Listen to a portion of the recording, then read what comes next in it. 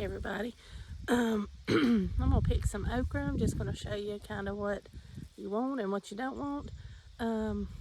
So let's get started. This size here, this is a good size. These are hard, woody, you don't want them. These are when they're the best, when they're small, just getting started.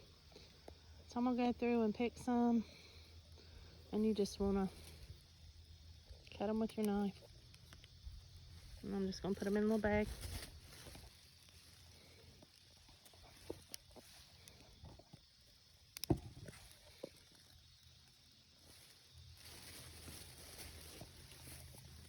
And just what the bloom starts out like.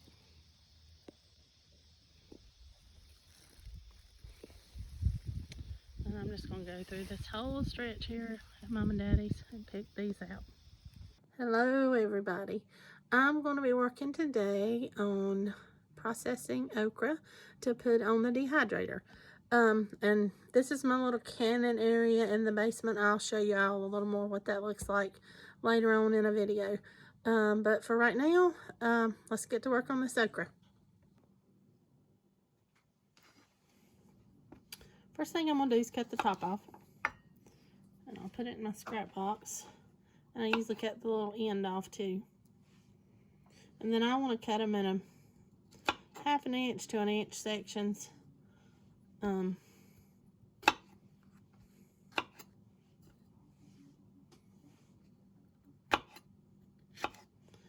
the one thing, like I said the other day when we were picking the okra, you want to kind of watch out because they get really woody and hard if you let them get too big.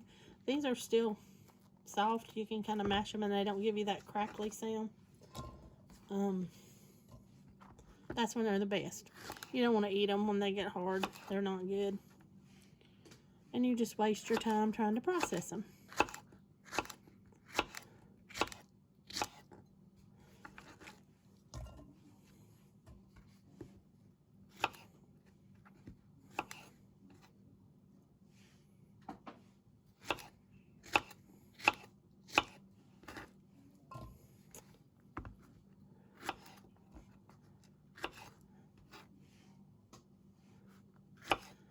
And this knife I'm using is one of my favorites probably right now. It's a Rada, or Rada, ever how you want to say it. It's the Stubby Butcher, and I love it. I use it when we process the chickens, but it's just a good size knife to use for a lot of stuff. I'm going to do one more, and then I'm going to finish cutting all these up, and when I get that done, I'll bring you guys back.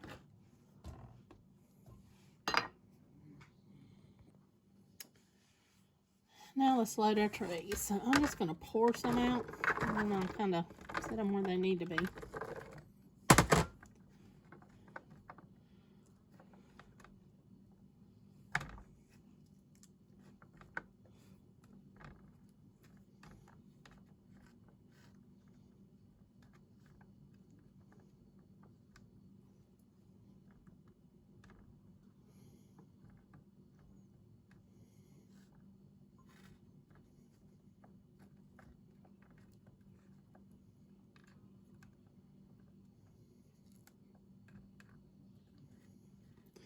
The main reason I'm dehydrating this time is because I already have plenty of okra in the freezer, and this will be dry and I can add it to soups, gumbo, which I love, and it'll just rehydrate as the rest of the food cooks, and it keeps it from going to waste, and I'll be able to enjoy it this winter and fall when we don't have any.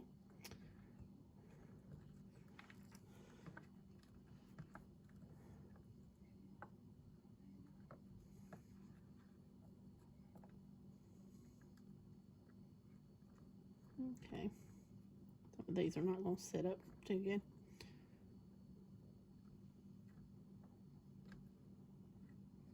There's one tray ready, and I'll just slide it out of the way and get another one.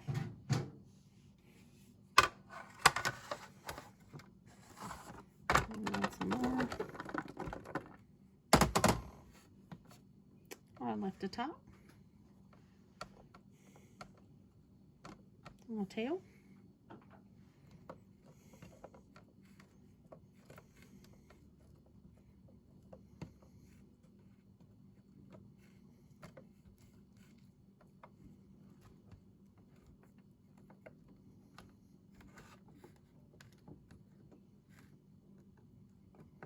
Okay, I'm gonna finish this tray, and when I get the trays loaded with what I have, I'll be back. I ended up with 3 trays. So I'm gonna put them on here. I lost one. Put the lid on. I'm gonna put it on high. This is an old Ronco dehydrator. Y'all probably seen in the, a lot of you in the commercials years ago. It still works, and that's what I'm using. And we're gonna let these go by, probably in the morning they should be good. And I'll bring you back in the morning when they're finished. Alright, we're back with the okra this morning. I'm gonna turn it off and let you guys see.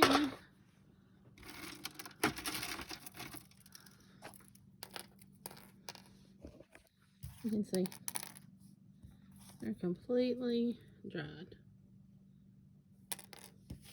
I'm gonna let these cool off, and then we'll put them in a jar. Here's the okra, stored in a jar. I'll leave it like this. I'll vacuum seal these a little later. When I do that, I'll bring you back and let you see that process too. It's kind of neat how that works. Here's another jar. I did these last week, and they're just in a 1.5 pint jar, where this is in a quart. And like I said, these will be great to have later on to add to gumbo, soups, whatever you want to do with them. I actually like to eat them dried like this. I think they kind of have a little bit of a popcorny flavor to them. Don't eat a lot of them, but they're just kind of neat to snack on. Okay, I'll bring you back when I vacuum seal the jars. Alright, we're going to vacuum seal the okra. I'm back.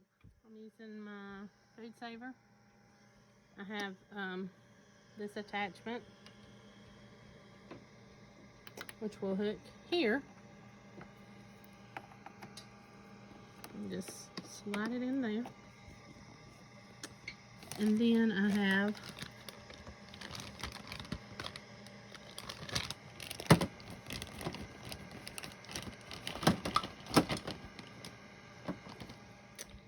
a large mouth attachment.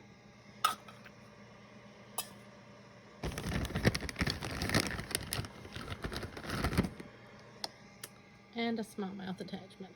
So we're going to do the large mouth first.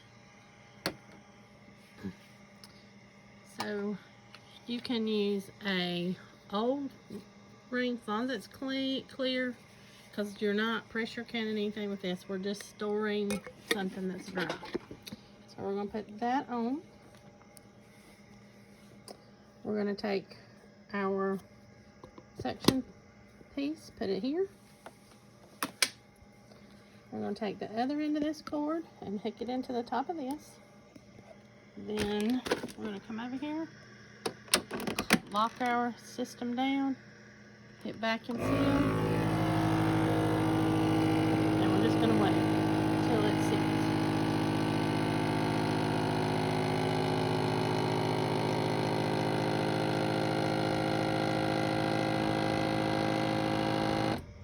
And our seal went off.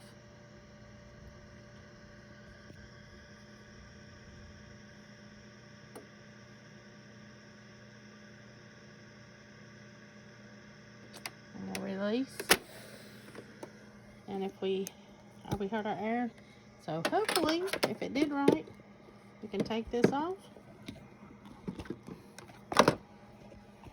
and it's sealed. Can't push it, and those will be good. I'll do one more of the okra. This one I'm using a new lid because I don't have any more cleaned up.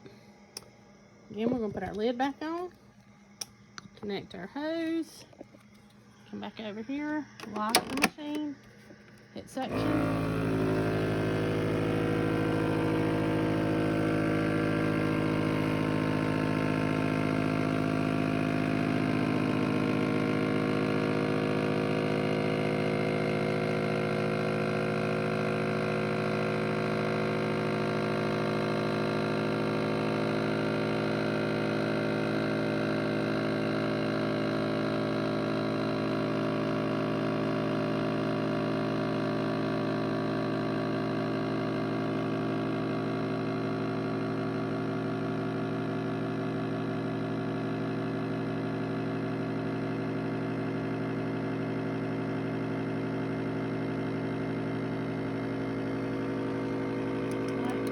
Off.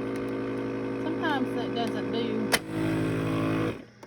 I don't think it, and this will just, let's see, that sectioned it down. Usually it'll go all the way to the red, but it's sealed. Alright, I'm going to do the figs.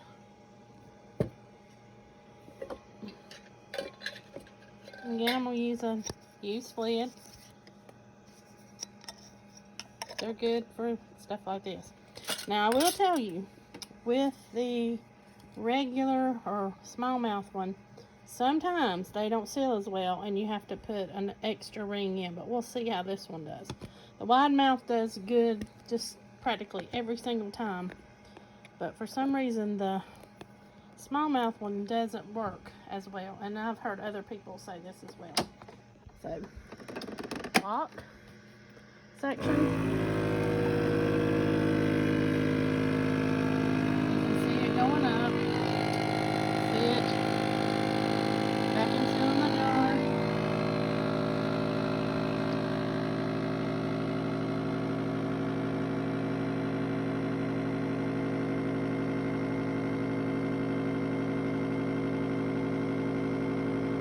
I don't think this one's going to go all the way, but it's been long enough that it should be sealed. So I'm going to cut it off.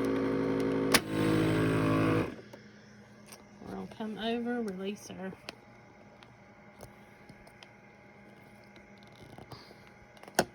piece, and then we'll try to take our lid off. Take it off and see. See, that one didn't seal. So we'll try it again. I'm going to put another lid in this time. Give me 1 second to get one. Okay, so I'm back. If you have to do this, put this lid this way. Put this back on.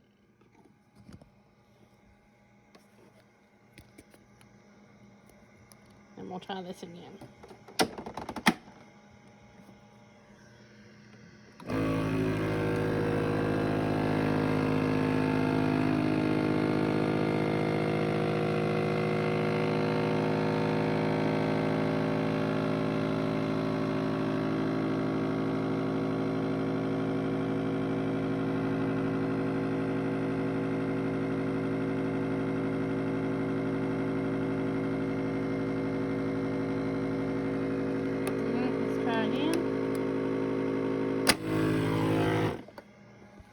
If it did it this time.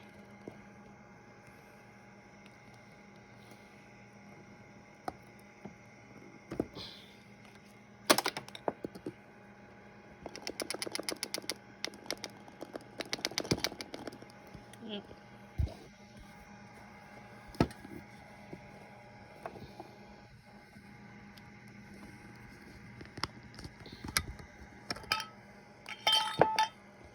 Okay, it sealed this time, but it pulled my ring piece out and everything. And see, there's my figs vacuum sealed. And I'll relabel these with what's actually in them and when I vacuum sealed them. To me, it seems like the regular ones, and it's what other people have said, it's almost like they're a little bit too big to seal with just the one lid on. And most of the time when you do the second lid upside down on it, it seals. So that's just how I did my vacuum sealed products. Thanks for watching.